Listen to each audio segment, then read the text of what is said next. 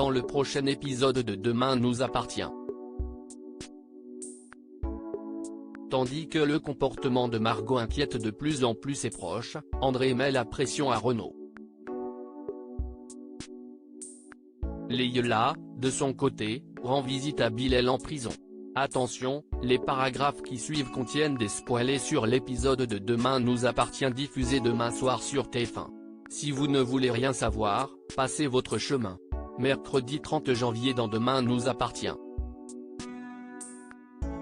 Chloé, Alex, et Karim s'inquiètent de plus en plus pour Margot. Chloé, qui a trouvé un paire de baskets tachées de sang dans la chambre de Margot, confronte l'adolescente au sujet de ce qui s'est passé au Spoon. Mais Margot assure que si est de la peinture et qu'elle n'est pas impliquée dans l'action qui a visé le bar. Chloé lui fait comprendre que les conséquences de ces actes peuvent être graves, qu'ils peuvent perdre l'agrément de famille d'accueil, et Margot s'emporte en pensant que les Delcourt veulent se débarrasser d'elle. Elle se rend ensuite chez Kylian, qui ignore ses appels, et le jeune homme se montre froid et distant avec elle et lui rappelle qu'ils ne sont pas en couple. En parallèle, Karim fait part de ses craintes à Anna.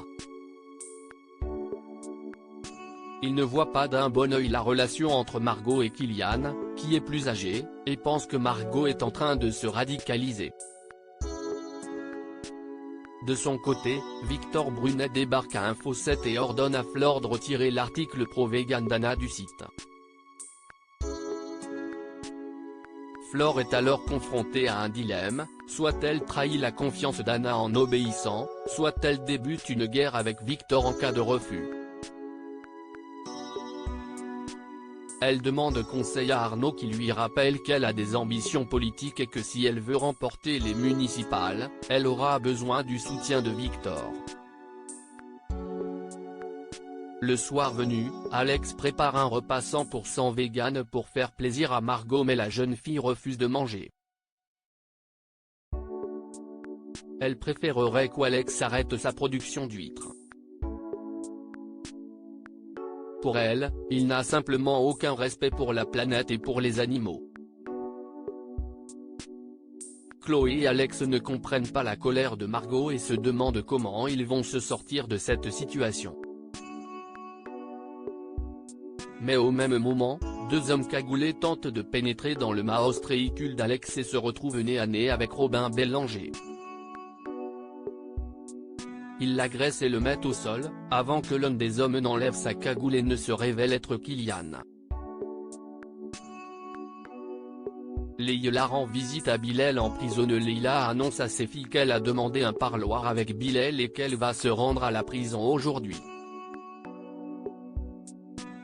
Soraya est heureuse, elle sait que Bilal a besoin d'être entouré, mais Nour, elle, ne sent pas encore prête à aller le voir. Leïla tente ensuite d'empêcher Rémi de mélanger le blanc et les couleurs dans la machine qu'il s'apprête à lancer mais Rémi est certain que le pull rouge ne va pas dégorger et rappelle à Leïla qu'elle a promis de ne plus se mêler des affaires des autres. Mais évidemment, la catastrophe se produit et tout le linge blanc devient rose.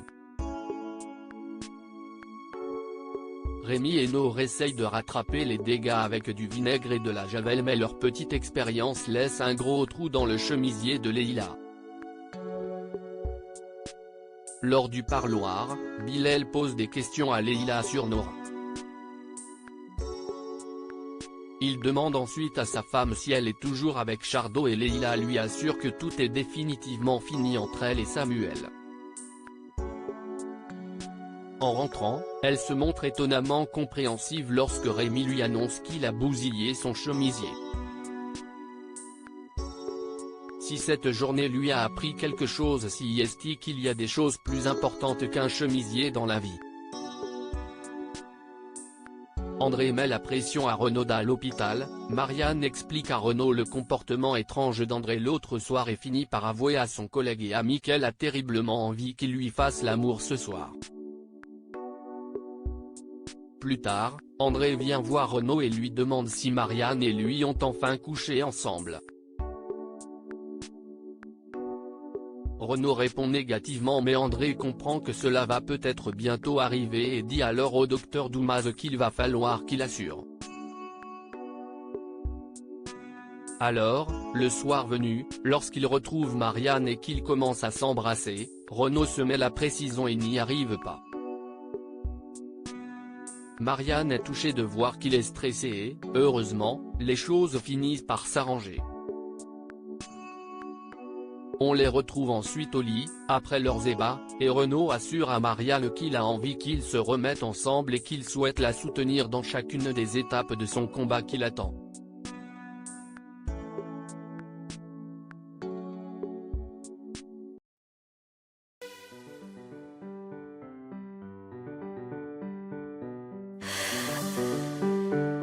나